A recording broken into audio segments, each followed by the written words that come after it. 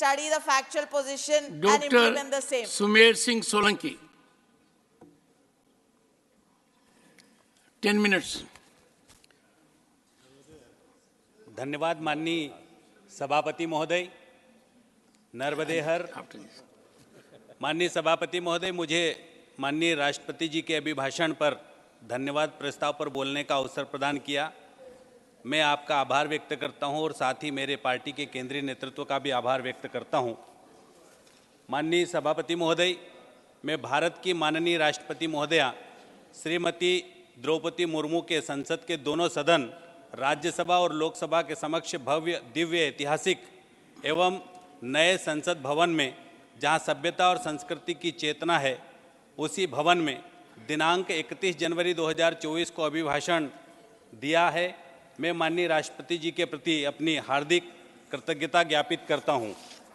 माननीय सभापति महोदय, आज से 10 वर्ष पहले के भारत और आज के भारत में फर्क या अंतर साफ नजर आता है।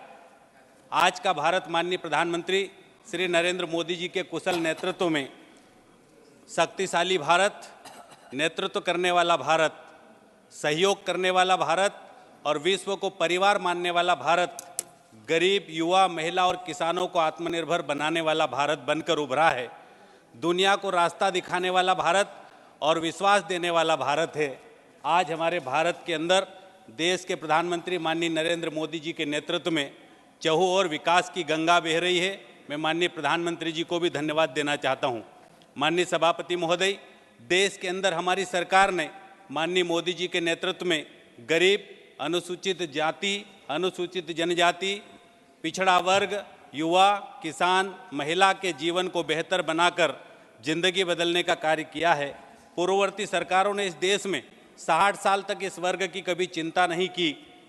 इनका सिर्फ वोट बैंक के रूप में शोषण किया है।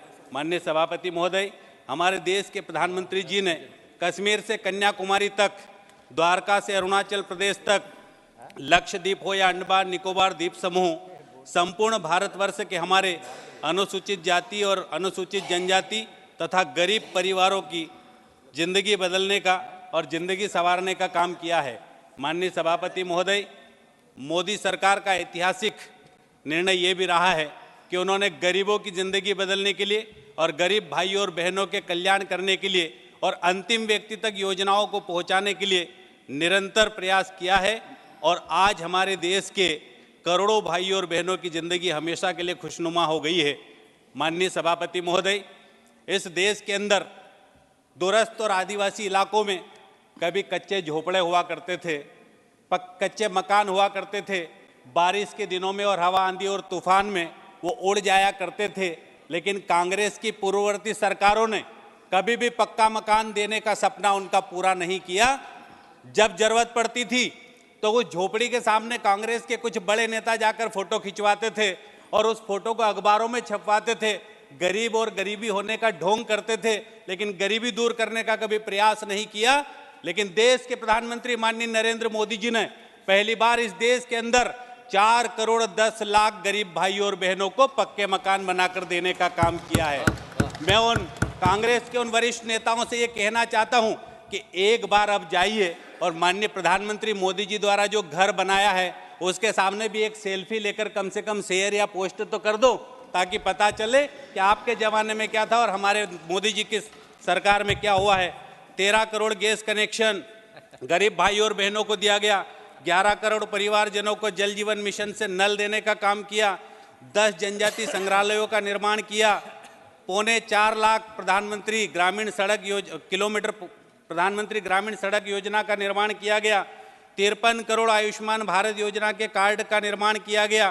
राष्ट्रीय जनजाति गौरव दिवस घोषित कर आदिवासी भाइयों और बहनों को गौरवान्वित करने का काम किया। धारा 370 को हटाकर जम्मू और कश्मीर के अंदर हमारे अनुसूचित जाति और जनजाति के भाइयों और बहनों को आरक्षण देने का काम किया। और तमाम ऐसे काम देश के प्रधानमंत्री माननीय नरेंद्र मोदी जी ने किया है। जो सबसे ज्यादा अगर कोई लाभान्वित हुआ है तो मेरा आदिवासी समाज हुआ है, मेरा गरीब समाज हुआ है, मेरा अनुसूचित जाति का समाज हुआ है। माननीय सभापति महोदय, आज इन गरीब भाइयों और बहनों की जिंदगी बदलने के लिए 10 करोड़ किसान भाइयों और बहनों को किसान सम्मान निधि का लाभ दिया जा रहा है और गरीब और छोटे जिले जो पिछड़े हुए जनजातीय पहाड़ी है उन जिलों को आकांक्षी जिले के रूप में चिन्हित करके वहां भी विकास की गंगा बहाने का काम अगर किसी ने किया है तो हमारे देश के प्रधानमंत्री माननीय नरेंद्र मोदी जी ने किया है। माननीय सभापति महोदय, एक जमाना था जब भारत की अर्थव्यवस्था और भारत के विकास की गंगा कभी पूर्ववर्ती सरकारों में महलों की तरफ बहा करती थी, लेकिन जब देश के प्रधानमंत्री माननीय नरेंद्र मोदी बनी तो ये विकास की गंगा अब गरीबों की झोपड़ियों के कायाकल्प करने के लिए गांवों की ओर अंतिम छोर तक बह रही है। ये देश के प्रधानमंत्री माननीय नरेंद्र मोदी जी ने करके दिखाया है। प्रधानमंत्री जनमन योजना, प्रधानमंत्री आदि आदर्श ग्राम योजना, वंदन योजना, एकलव्य के 740 एकलव्य विद्यालय, 14,000 से अधिक पीएम श्री स्कूल, वनाधिकार कानून, सिकल सेल जैसी गंभीर बीमारियों को, इन सभी बीमारियों के साथ साथ शिक्षा नीति में भी परिवर्तन करके हमारे गरीब भाई और बहनों को जहां अंग्रेजी में एमबीबीएस या मेडिकल की या अन्य पढ़ाई नहीं कर पाते थे उनको स्थानीय भाषा और हिंदी भाषा में अनुवाद करके उनको हिंदी में मेडिकल की पढ़ाई की सुविधा उपलब्ध अगर इस देश के अंदर पहली बार हुई है तो देश के प्रधानमंत्री नरेंद्र मोदी जी के नेतृत्व में मेरे मध्य प्रदेश में पहली बार हुई है। माननीय सभापति महोदय, मैं आज माननीय सभापति महोदय ये भी कहना चाहता हूं कि मेरे अनुसूचित जाति के भाई और बहनों के लिए आज मध्य प्रदेश के अंदर संत रविदास के 100 करोड़ के मंदिर का भूमि पूजन भी देश के प्रधानमंत्री माननीय नरेंद्र मोदी जी ने किया है। इस प्रकार मेरी सरकार देश में मोदी जी के श्रेष्ठ नेतृत्व में 140 करोड़ भाइयों एवं बहनों के सपनों को पूरा करने की गारंटी है और यही गारंटी आपकी 60 वर्षों की पुरानी गारंटी या फर्जी गारंटी को खत्म करती है। हमारी सरकार जो कहती है वह करती है, यही मोदी जी की गारंटी है। माननीय सभापति महोदय, हमारी सरकार SC ST के भाइयों के कल्याणार्थ अनेक महत्वपूर्ण विधेयक भी संसद में प्रस्तुत कर कानून का रूप देने के लिए सराहनीय कार्य किए हैं। और माननीय सभापति महोदय, ये भी मैं कहना चाहता हूँ, श्री राम जी सनातन काल से ही आदिवासी भाइयों के आस्था व विश्वास के केंद्र बिंदु रहे हैं। हर काज में राम नाम लिए बिना कोई काम नहीं होता है, यह आदिवासी समाज की परंपरा रही है। यह हमारी जनजातीय परंपरा का वाहक रहे हैं। आज भव्य और दिव्य मंदिर बनकर तैयार हो गया है और रामलला जी की प्राण प्रतिष्ठा जब हुई तो देश के 12 करोड़ आदिवासी भाइयों और बहनों के बीच में खुशी की लहर दौड़ गई। माननीय सभापति महोदय जी, माननीय सभापति महोदय, में मेरा समय अभी बचा हुआ 10 मिनट दिए हैं मुझे, मैं एक लाइन कह के अपनी बात खत्म करूंगा।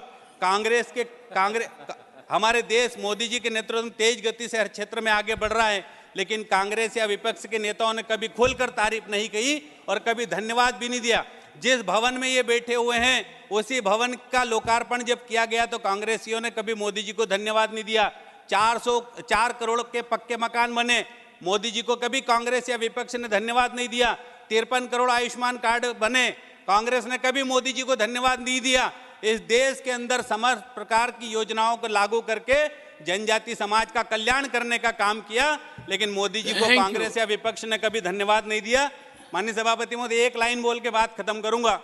मैं माननीय मोदी जी के लिए विपक्ष को सुनाने के लिए बोल रहा हूं, माननीय मोदी जी के लिए विपक्ष को सुनाने के लिए बोल रहा हूं कि रेत पर नाम हम लिखते नहीं, रेत पर नाम लिखते नहीं, क्योंकि रेत पर नाम टिकते नहीं।